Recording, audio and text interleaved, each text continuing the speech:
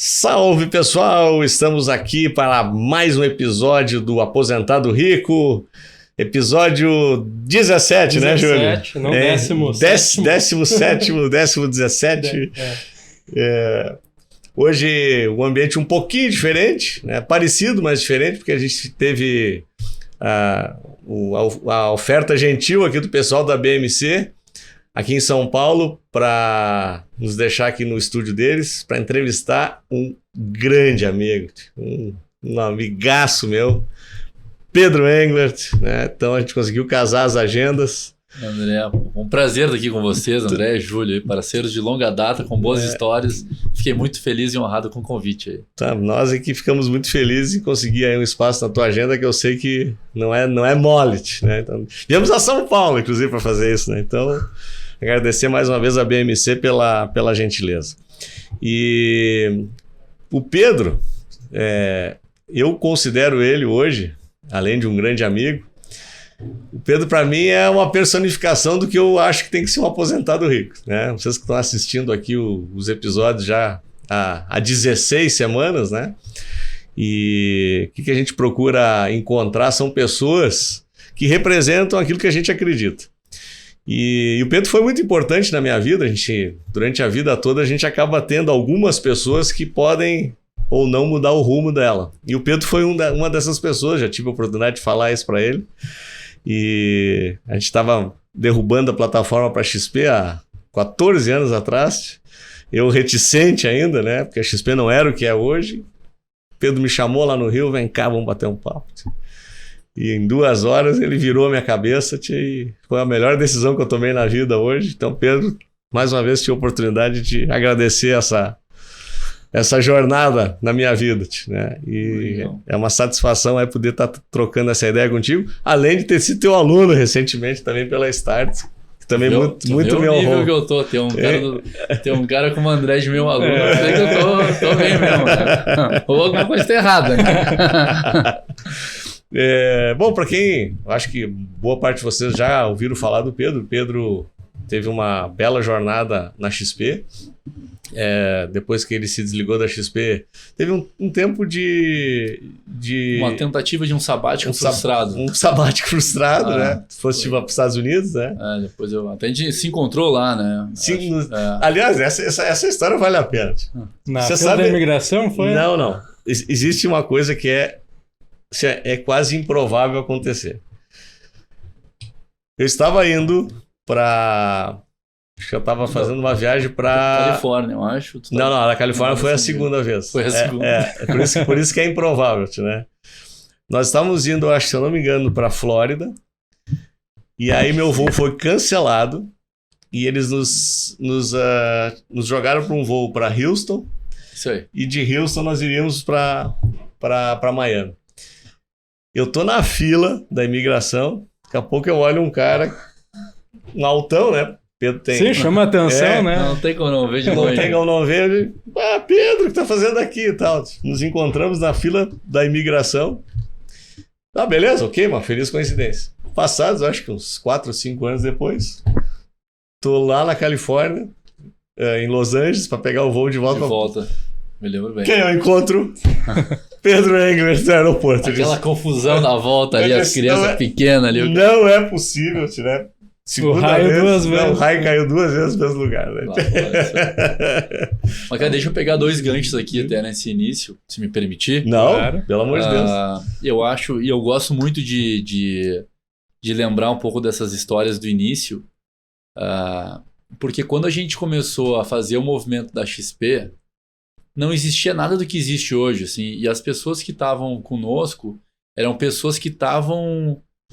eu chamo de um salto de fé, né? Assim, a gente estava acreditando em alguma coisa que parecia fazer muito sentido, né? Pela força que tinha, da melhora do que ela oferecia, mas tentando fazer uma disrupção no mercado extremamente consolidado e robusto e que vive de conservadorismo, porque as pessoas no Brasil, elas não são ousadas com seu dinheiro. Inclusive, em algumas épocas a gente fazia umas campanhas revolucione os seus investimentos e o investidor dizia assim, não, revolucionar eu não quero, não é pra mim. Melhorar um pouquinho eu até aceito, mas uma revolução eu tenho medo, né?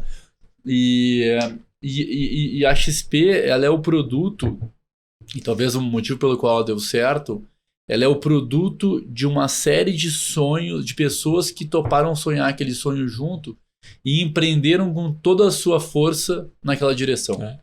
E a gente conseguiu, eu acho que o mérito da XP foi ter criado essa grande plataforma que alinhou esses sonhos e permitiu que cada um enxergasse naquela visão a sua oportunidade de criar alguma coisa relevante. E aí, por isso que a gente se encontrou, e por isso que talvez... porque todo mundo tem dentro de si a vontade de fazer alguma coisa. Mas então tu tem que... E a gente decide um pouco pela emoção, né? Então quando a gente se conecta e vê que eu quero... E aí tu tem que conseguir fazer com que as objeções não te derrubem a tua vontade. E na verdade, essa história que tu conta, conectando com a emoção, que convence, né? É isso. Então eu lembro, falei contigo, eu falei com o Guilherme na época, e vocês contaram uma história, ou uma promessa, digamos assim, porque a minha objeção na época é que a XP vinha de um modelo e estava trocando o modelo. E eu não gostava do modelo anterior. E vocês disseram, daí o Pedro disse, eu também não gostava do modelo anterior. Né? Só que nós estávamos entrando num teste de um modelo novo. Só que agora nós estamos entrando num modelo novo. E aí eu me lembro ainda até hoje, ele disse assim, só tem um jeito de tu saber se vai dar certo ou não. É testando. Né? Então, dá essa chance pra gente. E aí o Guilherme veio com meus discursos e tudo mais. E não, beleza, acho que... E realmente, mas aí que tá, importante. Vocês estavam vendendo um sonho, só que vocês entregaram. Esse é o ponto, né? Porque eu acho que a decisão, ela é na emoção. Mas a decisão, quer dizer, né, o cara ele quer. E aí tu tem que conseguir, na razão, ela pode te tirar da decisão. Então, quando tu começa a dizer, mas os caras já fizeram isso, estão lá, os caras estão comprometidos, botaram uma... Aí tu tem um monte de, então, cara, eu quero estar com esses caras aí, né? Então, eu vou... E aí o comprometimento muito grande da empresa em tentar encontrar os caminhos, aceitando, que eu acho que essa é uma das coisas mais difíceis que a gente tem que fazer hoje, aceitando que quando tu começa uma transformação, o início vai ser pior. O início vai ser foda. Não existe o cara que tá aqui no negócio, eu vou mudar, vou transformar radicalmente, agora o dia seguinte vai ser melhor. Não vai ser melhor, o dia seguinte vai ser pior do que o cara tinha, porque ele vai ter que encontrar os novos caminhos, testar os novos processos, desenvolver, e as pessoas não estão dispostas a passar por essa fase da dureza da transformação. Eu acho que pouca gente sabe, mas quando a gente virou o modelo da XP em 2010, que a gente abriu a plataforma, ela não deu certo no primeiro dia, ela demorou 3 anos para dar certo. E esses escritórios que estão aí todos, inclusive vocês que estão hoje numa posição bacana, de sucesso, tentando alguma capacidade financeira, etc., ralaram muito por 3 anos. Eu tenho certeza que vários dias tu acreditou, será que ele levantou de manhã, será que eu fiz o certo? Será que eu fiz o certo? Será que eu tô num barco? E não é um dia, 2 dias, 3 anos na luta, que foi 3 anos depois que começou a entrar dinheiro de verdade. Mas a pessoa tem que ter um comprometimento muito grande do sonho e desse negócio para ela poder passar por essa fase da tempestade que vai vir certamente quando a transformação acontecer. E tu sabe o que acho que ajudou nesses 3 anos de teste, de ralação, é que tinha uma ineficiência muito grande lá do outro lado. Sim. O nosso concorrente era ruim demais, né? Isso acabou ajudando muito também. Então, nós tínhamos deficiências aqui ainda de encontrar o formato e o modelo operacional correto. Sim. Mas a gestão comercial do nosso concorrente era horrorosa. E eles demoraram para se mexer. E nós éramos muito bons no comercial.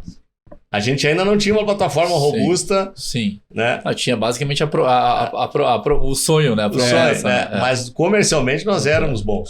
Né? Então a gente conseguia transmitir. E deu para segurar os 3 anos sem receita interessante, porque os bancos demoraram todo esse tempo também para se mexer, né? Os bancos são...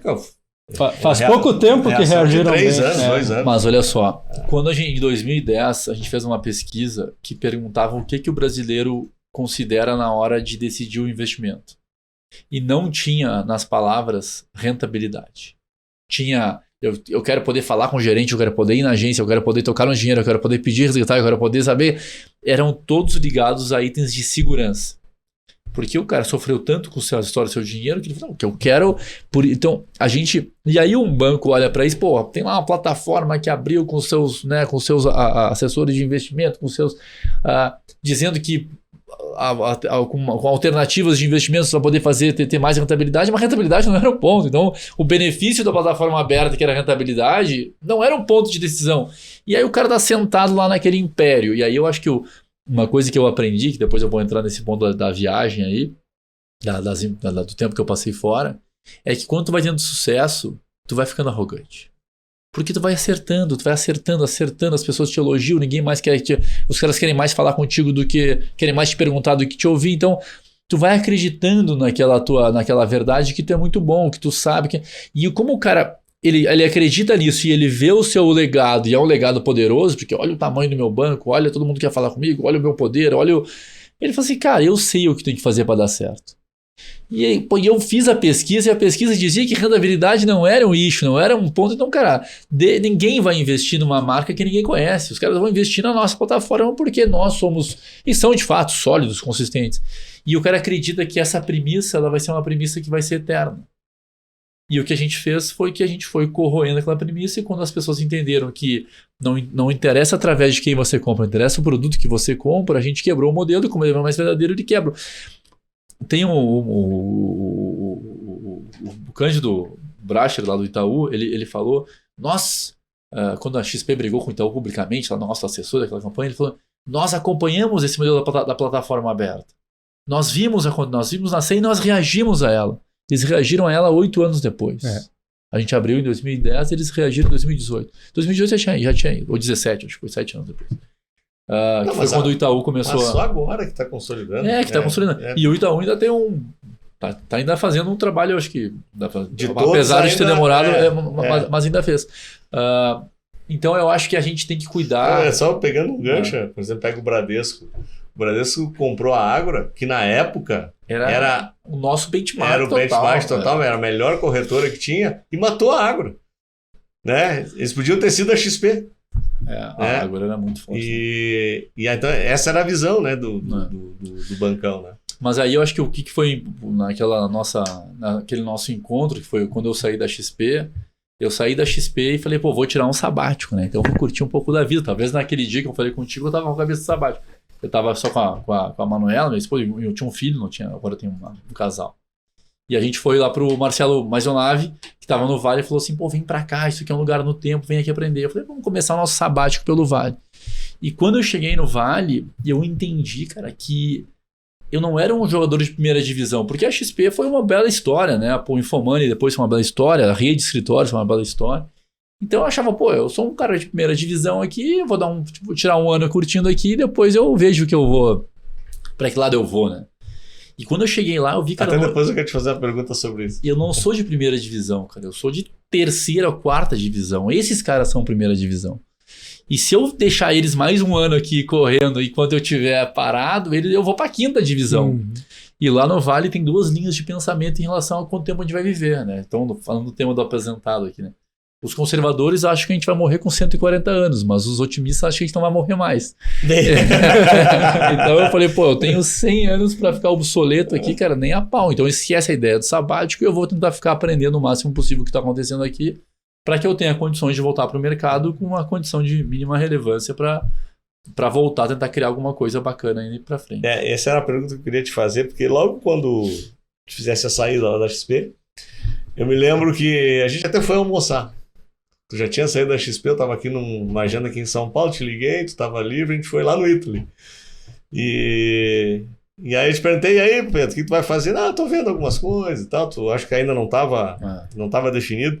Como é que funcionou tua cabeça naquele momento? Porque entrou uma grana bacana, né, que te deixava relativamente tranquilo. Sim. Eu não sei se tão tranquilo para poder, por exemplo, já se aposentar, mas...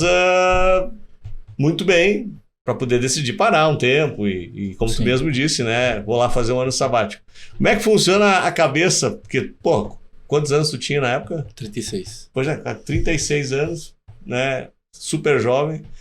Acho que tem uma dicotomia aqui, né, entre, já tenho grana, mas, tô no auge ainda, não vou parar com 36 anos, estando, como tu mesmo disse, achando que jogava a primeira divisão. Sim.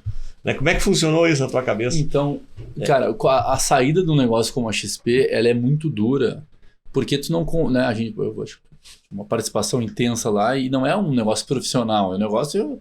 a tua vida tá naquele negócio, então é uma separação que... E quando tu sai do negócio desses, pelo menos eu tive duas sensações, assim, a primeira tu tem um orgulho pelo que foi construído e uma perspectiva ali de que pô, tu teve algum mérito naquele negócio, mas da mesma forma que tu acha que teve algum mérito, tu tem dúvidas se teve algum mérito, se tu foi mais um passageiro do processo, se tu de fato surfou uma onda que não era a tua. Então a gente fica com dúvida então esse modelo, esse momento ele é complexo porque ele te dá essas dúvidas todas e com duas complexidades adicionais que eu acho que alguns das pessoas que estão assistindo aqui talvez elas tenham, que é eu tenho que fazer de novo alguma coisa de novo, eu tenho que recomeçar até para te provar, mas será que a minha história, a história essa história que eu passei vai ser a história da minha vida, ou será que eu vou ter uma nova história? E ao fazer a nova história, eu posso dar errado. E se der errado, então recomeçar tem uma dose de risco, porque eu vou substituir a nova história pela antiga história. A antiga história é boa. Certo. E aí vai te dar mais dúvidas se foi aquele ambiente que te... Mas tu entendeu que tu tem Será, risco ali, porque eu posso... Será que fui eu ou foi o ambiente? Então, e aí se eu não tiver o mérito não tenha sido meu... E a terceira coisa que é complexa é que, cara, quando a gente começou a XP, quando vocês começaram o negócio, não tinha alternativa, tinha que trabalhar, baixar a cabeça e fazer. Mas eu... Cara, saco, velho. Pô, eu saía quando a gente comprou o conteúdo no Rio, eu saía de Porto Alegre às 5 da manhã, pegava um voo, ia pro Rio, voltava na sexta-feira, 10 da noite... pra ficar com a minha esposa 2 dias e voltava, e cara, e como eu não tinha nada no Rio de Janeiro, eu trabalhava todo dia até, e cara, e aquilo aí mesmo, porque é o que tinha que fazer, entendeu? Não tinha, mas o equilíbrio, cara, tem que baixar a cabeça e trabalhar, porque se tu quiser construir alguma coisa, tem que... Depois, quando que tu já tem alguma grana, tu não trabalha pela necessidade, tu trabalha por outras coisas. E, cara, e aí tu tem que acordar às 5 da manhã, 4 da manhã, pô, eu vou lá pra Belém do Pará agora, cara, tem que sair domingo, 10 da noite, pegar o chegada da manhã. Cara, por que tu tá fazendo isso? Não é pela aquela grana daquele, é por alguma outra coisa. E aí tu tem que fazer alguma coisa que tu goste muito.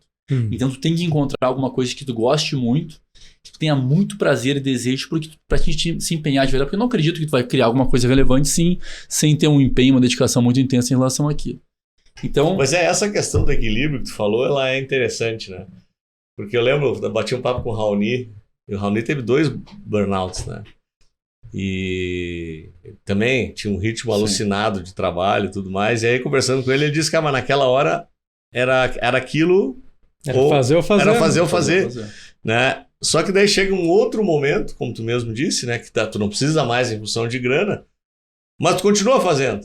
Daí... Claro, não talvez nessa intensidade, né, pra ficar doente, não é isso, né? Mas como tu diz, vou pegar um voo às 10 da noite um domingo pra estar não sei o quê, papá. Realmente tem que ter algo maior, né? Tem que ter o propósito e o prazer ali e o senso da realização. E aí eu acho que cada um vai buscar, eu acho que esse tema, de novo, ele é relevante, tipo assim, como é que tu consegue começar a equilibrar a tua vida? Porque por que o dinheiro é bom? Por que o dinheiro é bom? Por que ele serve? Pela liberdade. A gente compra a liberdade. Cara, é isso. Então, assim, o dinheiro é um meio para te atingir alguma coisa, é um fim. Ele tem que... pelo menos eu entendo assim, o dinheiro é um meio para te atingir. É o nosso lema. É o conceito do aposentado rico. Como fim, assim, com fim ele fica meio... Porque tu começa a fazer coisas que não... Por que o mercado financeiro, para mim, às vezes é tão duro, em alguns lugares é tão duro? Porque ali o dinheiro é fim. Quando o dinheiro é fim, cara, tu faz o meio, aí tu faz essa... Então, e muita gente do mercado financeiro, se tiver alguns nos assistindo aqui talvez tenham, ele tá no mercado financeiro para que ele, depois do mercado financeiro, ele realize o sonho dele. Quando eu tiver 20 milhões, 30 milhões, 50 milhões, 100 milhões, eu vou parar e eu vou virar budista, eu vou ter uma casa na praia, ou vou, sei lá o quê. E aí ele quer correr que nem louco aqui para chegar naquele objetivo dele, porque o sonho dele começa a se realizar depois daquele estágio, não é durante... antecipando o sonho de ele verdade. Não é durante, não é na jornada. A jornada é o meio para começar a realizar o sonho. E aí o cara é mais agressivo, porque afinal de contas eu tô defendendo o meu sonho, entendeu? E aí eu espredo mais aqui, eu tomo ali, então... enfim, acho que a gente perde às vezes aquela nossa essência humana quando a gente está muito drivado em cima desses aspectos do dinheiro. Enfim, acho que é um papo mais profundo que a gente pode dizer. Não, mas é legal. É bem essa linha mesmo. E aí eu acho que o que eu comecei a tentar fazer é como é que eu consigo equilibrar. Então, aí eu tenho meu filho mais velho hoje tem 10 anos, a minha filha tem 6. Eu sinto já que o meu filho mais velho, ainda eu sou importante para ele, eu sou talvez a companhia que ele gosta, mas volta e meia eu já tô vendo que eu tô perdendo essa aqui, quando tá com os amigos já não quer saber mais de mim.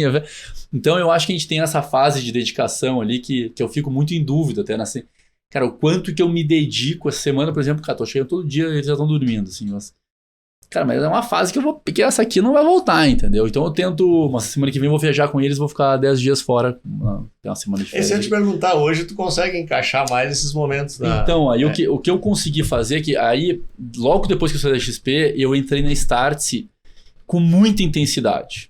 E eu acho que eu entrei um pouco com muita intensidade porque eu queria mostrar que eu queria fazer alguma coisa que podia ser relevante, não sei o quê. Então era uma onda, né? E um pouco de maturidade, ou talvez falta de capacidade. Mas eu joguei o jogo com muito eu me permiti parar pouco. Assim, eu acho que, por exemplo, o Glitz, ele deu uma volta ao mundo. Que é o meu outro sócio, que é sócio até hoje. É que ele não começou pelo Vale do Silício, né? Mas ele foi fazer na viagem dele, ele olhou muito para lugares de inovação, ele conseguiu se organizar, mas ele tinha os momentos ele não saiu com aquela... Talvez ele tenha sido mais maduro do que eu na saída e se permitiu... Porque, cara, 3 meses, 6 meses não vai fazer diferença. E são poucos momentos na vida que tu vai ter uma janela de liberdade total. E assim, cara, eu não tenho agenda, velho. Não tem meu... Eu tava com... Você já faz um tempo que eu tava com um cara que é um cara que curte a vida. Eu falei, meu próximo compromisso é em março, um dentista. E era em dezembro, tipo assim. Falei, o cara já tinha uns 70, era um aposentado rico. Bom de papo pra caramba, vários amigos, um cara que curtia a vida. Sabia curtir a vida, não sofria com aquela, mas benchmark, então. Não sei se é um benchmark pra mim, mas eu admiro ali o consigo contato pra trazer no poder. Depois me consegue contato porque eu vou entrevistar ele. O cara é uma figura, velejador, enfim, o cara, enfim.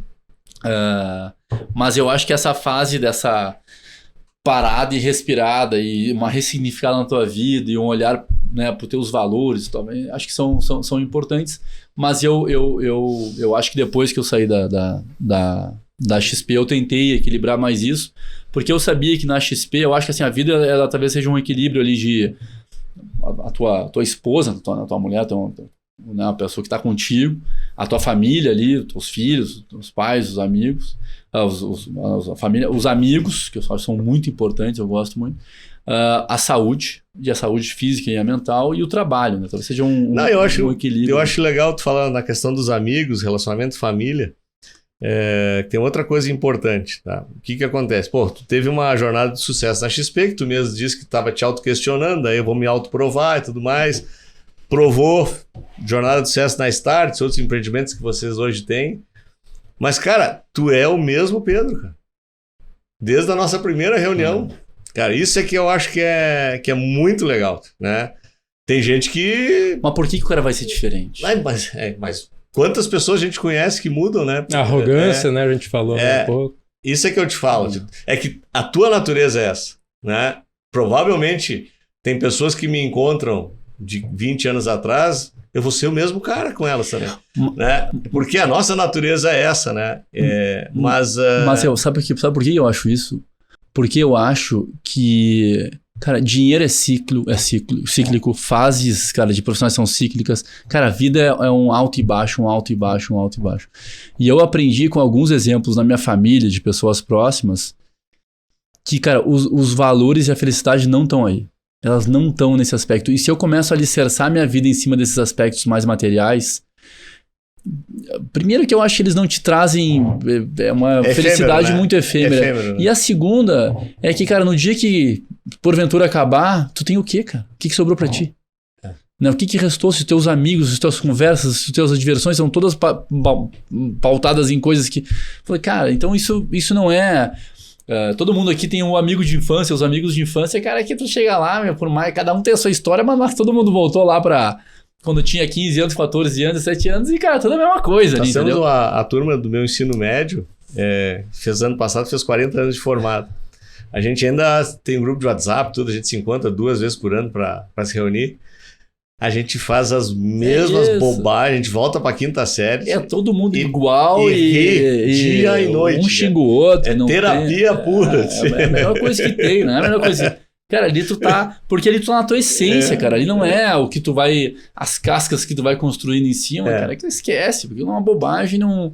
Então não tem prazer maior do que tu te conectar na tua essência e tu ser o que tu é sem ter que... Então eu acho que é por aí.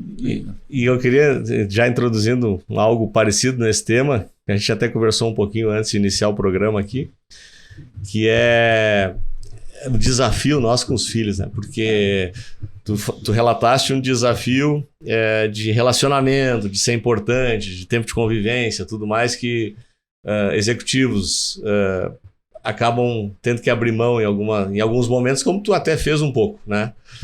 Mas indo para a questão já educacional para o filho, nossos filhos crescem na abundância. Então, tipo assim, pensou, materializou.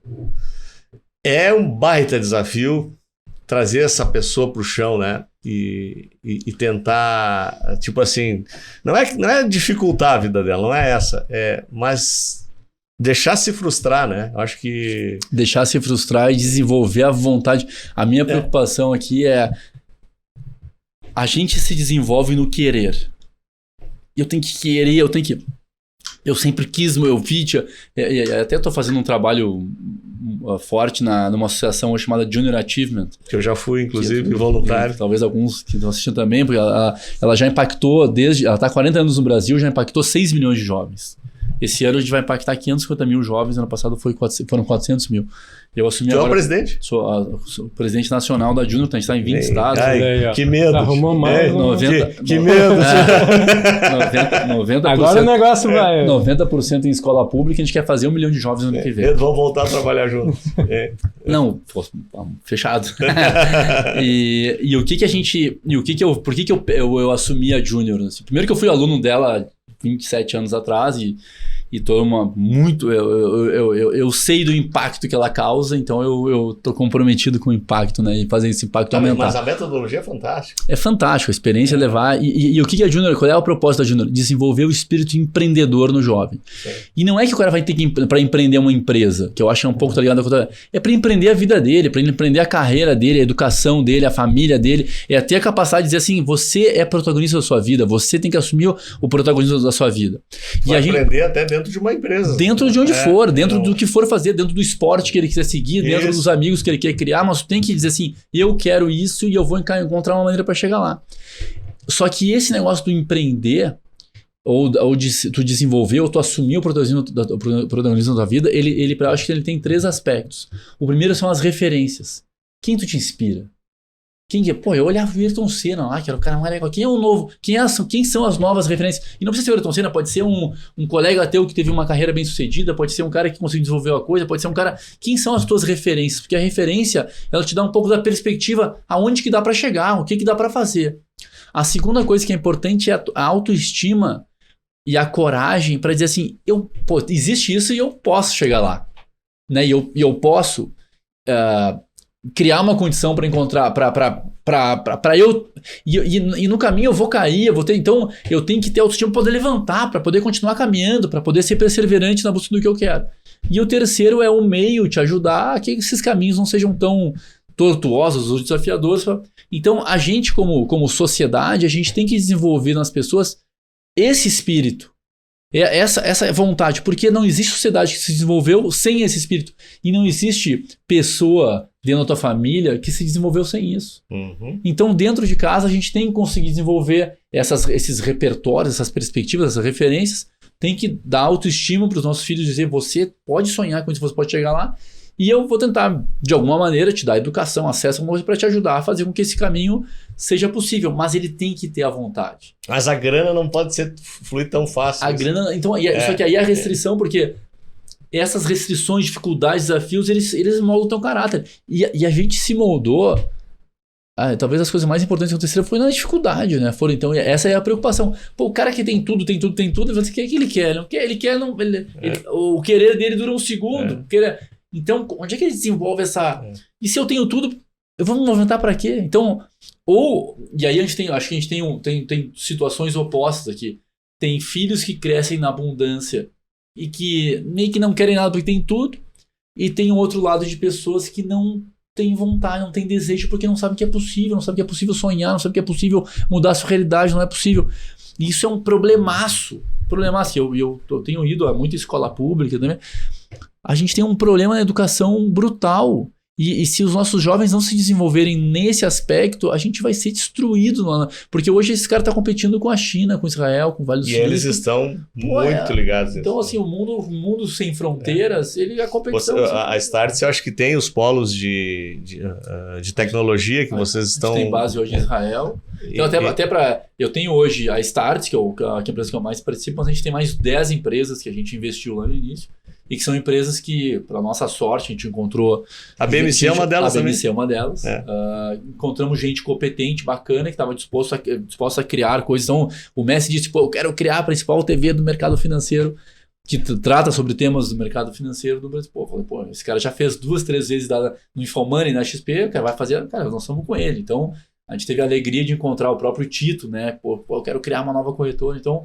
A gente teve a oportunidade e esses projetos eles cresceram. E a Warren vai bem? Vai bem, a Warren está agora batendo quase 30 bid sobre custódia, tem um funcional forte, varejo. E o Titão lá, firme. O Tito tá lá. Coisa boa. Com aquele cabelo descabelado lá, mas e é um cara muito movido por propósito. Mas daí tu vê, né? A gente pega hoje os principais executivos da XP que deixaram o projeto e foram empreender em outra área. Todos estão realizando coisas... Não foi o ambiente, foram as pessoas. Todos estão realizando coisas muito bonitas fora. Tem muita história boa, né? Muita história boa. Então, realmente claro que ali juntou, né? A onda, como tu mesmo disse, mas um nível de competência e vontade das pessoas muito forte. Mas eu não acho que tinha nenhum gênio lá. Acho que tinha gente muito determinada. O que a XP conseguiu fazer de novo? Ela conseguiu criar esse alinhamento muito forte e encontrou pessoas muito determinadas a querer enfrentar aquelas coisas e passar pelos desafios. No início, com zero arrogância, poder, era todo mundo junto. Era um time criando um negócio. E o time não era restrito lá, os 8 caras lá que mas eu acho que a genialidade ali da XP, além disso que tu acabou de citar também, é a capacidade de fazer uma leitura diferente da realidade, assim. Tipo assim, nós estamos olhando para esse mesmo cenário aqui, eu enxergo o negócio e tu vai além. Tu vai dizer, não é aqui. E aí tu enxergou Mas aí vamos voltar para o papo anterior. Referência, o que a gente fez? Vamos lá para o Vale do Silício, vamos ver a Schwab, vamos ver a Porsche, vamos ver o que esses caras estão fazendo. Vamos trazer o conselheiro gringo aqui para nos falar o que está acontecendo. E aí a gente falou, não, mas isso aqui dá para fazer. Só que é a necessidade, porque, cara, a gente entrou em 2008 tendo 5 anos de mercado, saiu de 2013 a 2007, só subiu o mercado. Com um único produto que tinha vento em popa empurrando o negócio. Quando acabou aquele produto, nós tomamos um pau lá em 2008. Falei, cara, nós temos que virar esse negócio. Não dá para ter, mas tem que ter. Então a necessidade te empurra. Por isso que a abundância, a abundância não cria necessidade. A escassez cria necessidade. E aí tu tem que buscar, mas cara, onde é que tá a solução? E aí vamos ver a Schwab, vamos estudar, vamos fazer, vamos lá para fora. E aí a referência diz, mas cara, se existe isso aqui também pode ser feito. Pode ser feito aqui. E aí tu vai lá e mobiliza. E aí com uma capacidade grande de mobilizar as pessoas e fazer com que elas percebam. Porque o que tinha lá? Cara, uma preocupação. O que era expert lá? Por que a gente criou? Acho que eu tenho orgulho de ter... Foi criado, fantástico aquilo, lá. A gente tinha que trazer todo mundo para a mesma visão. A gente começou a rodar nas assets, acho que não tem... E convencer um a um e disse, cara, assim, eu preciso que tu me ajude a criar uma redistribuição para ti. Tu quer uma redistribuição? Não quer mais vender só no atacado aí nos... Tu quer... Tá, então tu quer diluir o teu passivo? Então me ajuda a criar a redistribuição. E aí a gente chamava os caras para... E a segunda Expo, não sei se tu vai lembrar, a gente fez um XP enorme. Lembro, eu participei da foto. Nós éramos... Cara, naquele XP tava as assets, estavam os bancos, não era só... Não era... Era todo mundo, e a XP sendo grande, e eu me lembro que eu fiz esse discurso para chamar os caras para foto, dizendo, nós temos que provar, este grupo aqui é o que vai causar a transformação, é o que vai causar a mudança. E não é E não é bom, e não é porque é bom pra XP, é bom porque é bom pra XP, porque é bom pra essa Astros, pra esse banco, pra esse assessor, pra esse escritório. Todos vão ganhar. Todo mundo. E aí o pessoal Não, comprou. E vou te dizer mais, Pedro. Ontem à noite nós estávamos numa reunião contando um pouco dessas histórias e a gente estava fazendo uma comparação da Expert até quando era em Atibaia. Quando trouxe para São Paulo, quebrou, foi aberta para cliente, mudou, não era mais o que era. Mas até Atibaia, eu disse para a pessoa que nós estávamos conversando, nós saía domingo lá da convenção, parecia uns cachorros loucos, assim, ó, pra morder o que aparecesse pela frente. Era um negócio, assim, era uma energia, era um negócio. Nós saía enlouquecidos. A segunda. Eles botavam o capitão do BOP pra dar a segunda palestra, a gente fez a prova de elite, cara.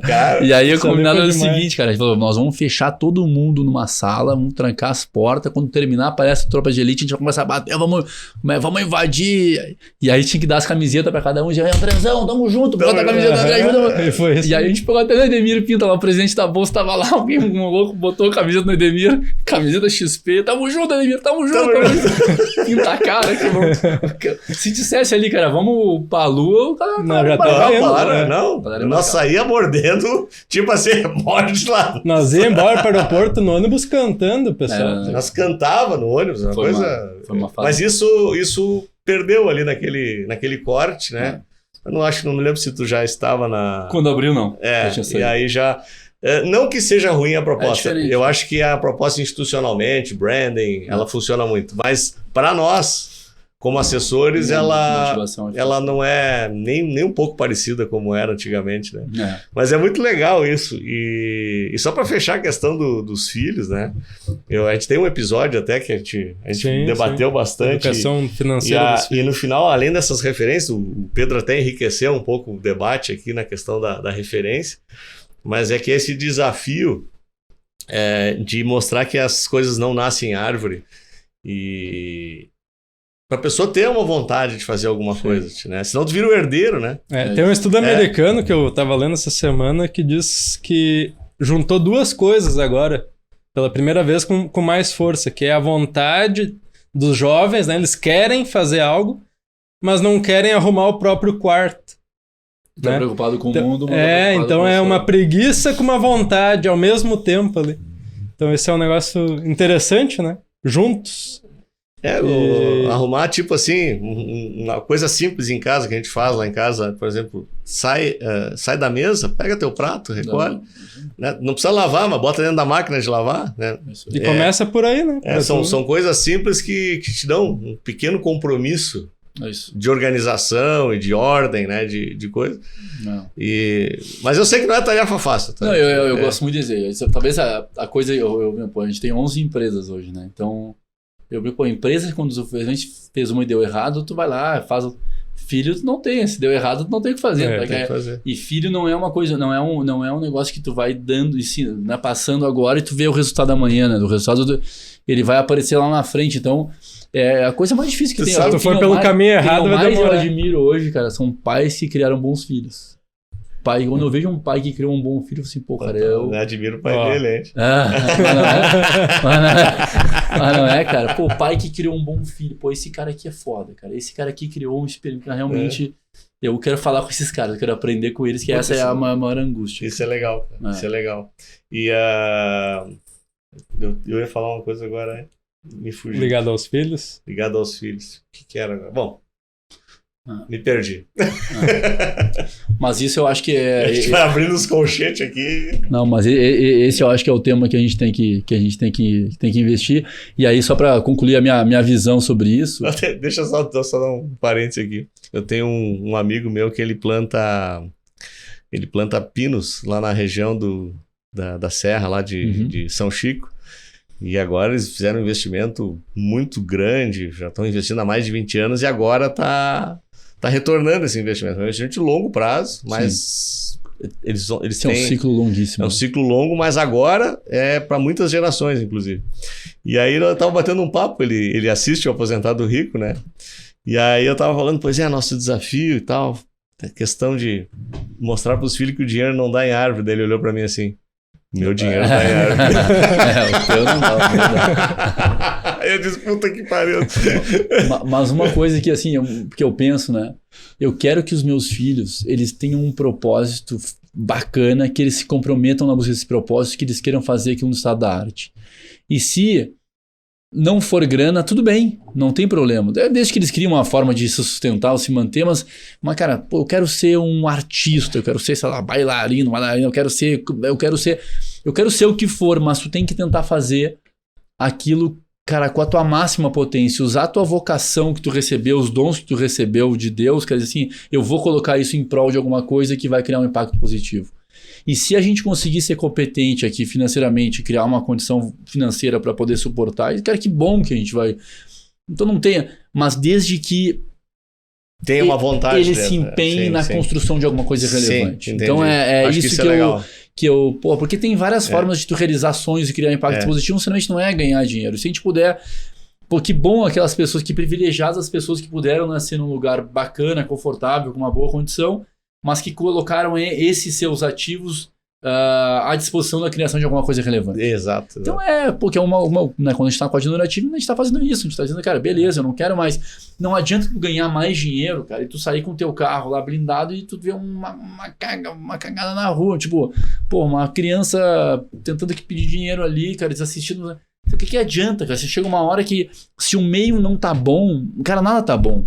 Porque tu vai viver o que? Dentro de um castelo. Tá redoma, né? Cara, que graça tem isso? Mas o teu filho vai ser... Em algum momento tu vai ter que...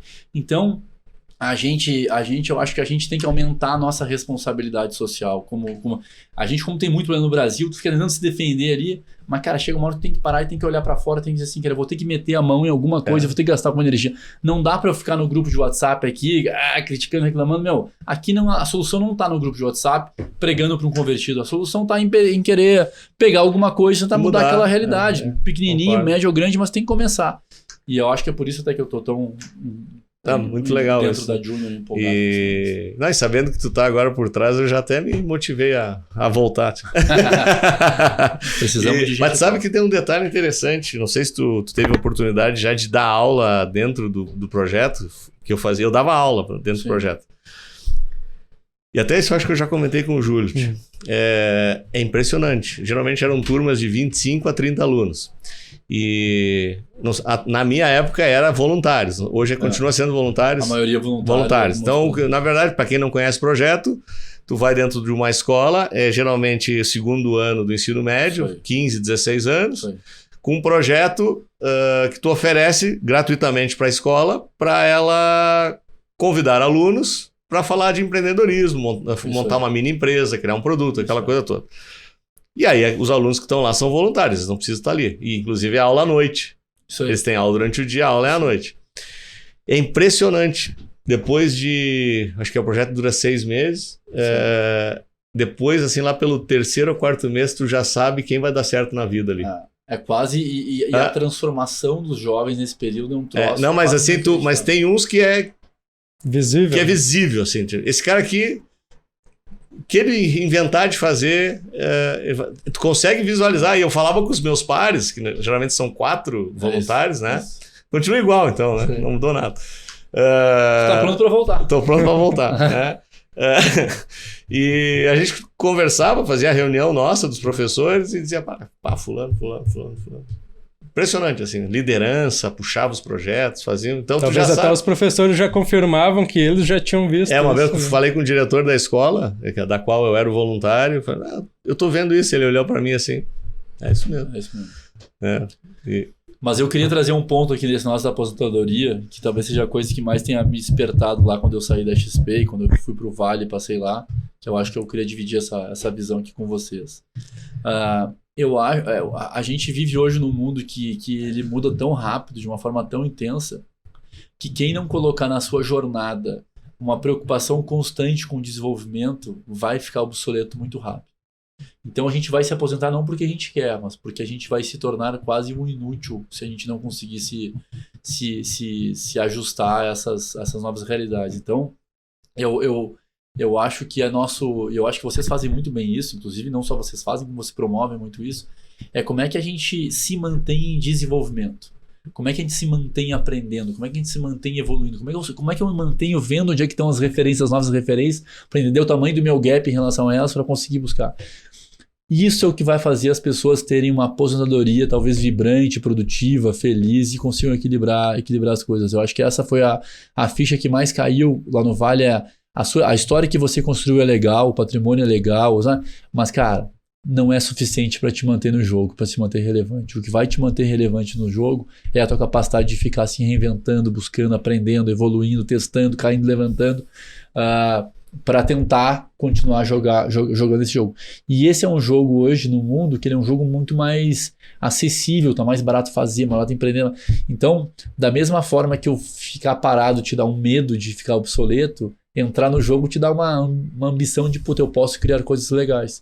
E eu acho que nesse aspecto, cara, vocês são super referências, são, acho, uma inspiração pra mim, que é, cara, por mais que tu tenha sucesso, tu já tá na próxima fronteira, já tá fazendo lá o que tu gasta de tempo estudando, aprendendo em congresso e vendo não coisas, tipo, pô, vocês sabem montar um podcast e tecnologia, eu vi vocês entrando aqui, vocês têm domínio que não é uma coisa core de vocês, mas, cara, o fato de ter que conseguir entregar esse conteúdo, se conectar com as pessoas, desenvolver soluções, vocês estão aprendendo todo o tempo novas formas de fazer. Sim. E essa a característica e atitude, puta, eu acho... Mas sabe que ontem nós discutimos, eu e o Júlio, no jantar, que a gente teve acabou tendo uma agenda muito intensa ontem e contato com vários tipos de pessoas e características diferentes. Pô, do meio-dia, tomamos uma aula de mercado imobiliário. A gente foi assistir um lançamento de um projeto imobiliário muito grande aqui em São Paulo, o CEO da companhia estava lá, só que ele passou muito da experiência dele de como é que ele avalia para botar dinheiro no negócio. Pô, trouxe sacadas que... Hora de entrar, de sair desse mercado. Pô, super legal. E na nossa reunião ontem, antes do jantar, a gente estava falando com o pessoal de uma gestora e eles passaram uma leitura de mercado hoje, de assessoria, que nós não tínhamos visto. Eu e o Júlio ainda. Legal. Eles estão tipo aquela história de... eu acho que o mercado de assessoria está caminhando para isso aqui. E nós... Faz sentido. Nós não tínhamos visto. Mas o que ele falou... Foi revelador. Faz sentido. Aí, se nós não tivesse aqui em São Paulo, com essa agenda... Quando que essa informação ia chegar, né? Talvez eu não recebesse essa opinião que me fizesse pensar diferente do que eu estou pensando hoje. Isso. Né? Se eu for empreender no mercado imobiliário, o cara trouxe umas sacadas lá que eu não sabia do mercado imobiliário. Então, esse contato com gente que sabe mais do que tu em determinadas áreas, isso também é fundamental. Né? É o tempo inteiro, eu sempre digo assim, né? Se tu for isso aí o Érico Rocha falava, né? Se tu for o mais inteligente da mesa, tu tá na mesa errada, né? É isso aí. Então, eu acho que esse processo de... tá sempre com um olhar... Mas essa é um pouco da humildade, né? Sim. Da humildade de usar. Sim. E eu tava com o Dr. Jorge Gerdau na segunda-feira e ele fala assim, da obsessão pelo benchmark, eu tenho que começar, eu sou obsessivo no benchmark para buscar as melhores referências, onde é que elas estão. Bom, 86 anos, ele fez a gente convidou ele para estar na Stars lá para fazer um toque lá para um curso, e olha que loucura. A gente fez, era um treinamento de um dia inteiro, com vários professores, uns caras bem renomados, assim. E ele foi o fechamento lá, eu fiz era eu entrevistando ele, assim, na turma. E aí eu tô com uma relação com ele já boa, ele é amigo do meu avô, então meu avô faleceu ano passado, ele pra mim substitui um pouco o meu avô, assim, é um cara muito bacana, assim. E é pelo amor de Deus, né? Foi fenomenal. E aí no final, assim, eu saí, fiquei falando com ele mais um pouco ali, aí ele falou assim, como é que tu acha que foi a minha palestra? Tu acha que o pessoal gostou? Tu acha que eu tenho que melhorar em alguma coisa? O que eu poderia fazer melhor numa próxima vez? A humildade, né? A avaliação dele foi 5 de 5 lá. Ele foi o melhor palestrante do dia. Então, sabe, o cara tá preocupado em como é que ele faz melhor. Ele queria agradar a turma, né? Como é que eu posso ser melhor, passar a mensagem melhor? O que tu acha que eu posso fazer diferente numa próxima vez? Pô, que é sensacional, entendeu? Aí tu vê o cara com a energia. Isso é uma lição, né? Pô, o que falta pro cara, entendeu? Pô, o cara, né? E ele tá lá querendo... Então, o valor disso, cara. Aí que tá a graça, entendeu? Aí que tá... Então a gente tem que aprender com isso e fugir. Eu acho que a vaidade, ela é perigosíssima, né? A vaidade e o ego são perigosíssimos. No filme Advogado do Diabo, não sei se você chegou a ver esse filme com Al Pacino. Se não viu, eu recomendo. Eu vi muito tempo atrás. E aí o filme termina com essa frase, né? Porque o cara, o Keanu Reeves é o cara que é seduzido Sim. pela vaidade, pelo dinheiro e tal, papai, e comete um monte de cagada na vida. Só que no final do filme, ele acorda, era um sonho. Não, vou ver de novo. Só que não era um sonho. Porque o diabo que tentou ele, acabou com a vida dele, ia testar ele de novo. Tipo assim, vamos ver. E aí ele faz o teste, ele embarca de novo, ele cai de novo, daí o diabo olha pra câmera assim e diz: a vaidade é o meu pecado predileto. Não é? E aí o filme acaba, mas cara, é impressionante. Não adianta. É o pecado, pra mim é o pior de todos, né? Cara, a quantidade de gente boa que eu já vi, competente, cara, com habilidade, que se perde um pouco na vaidade,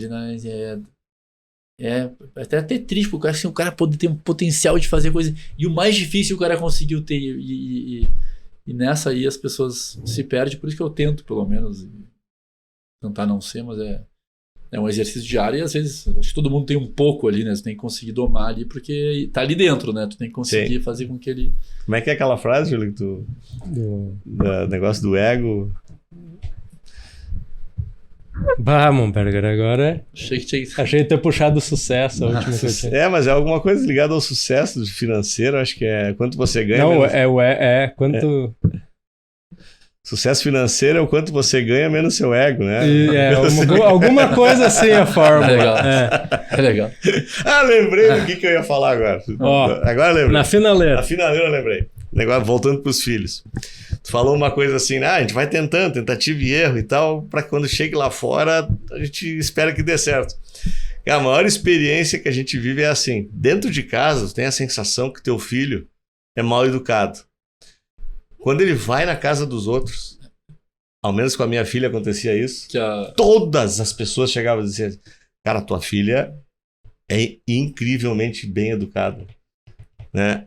E aí ela tá ouvindo alguma coisa, né? Tá lá, né? Tá entrando, em casa ela só não mostra em casa ela é birrenta, né? Mas fora ela entendeu o que nós estávamos passando. Será que já é aquela birra autorizada em casa, assim, né? A violência autorizada que a gente diz. É do pai que mima bastante. Tem uma culpa.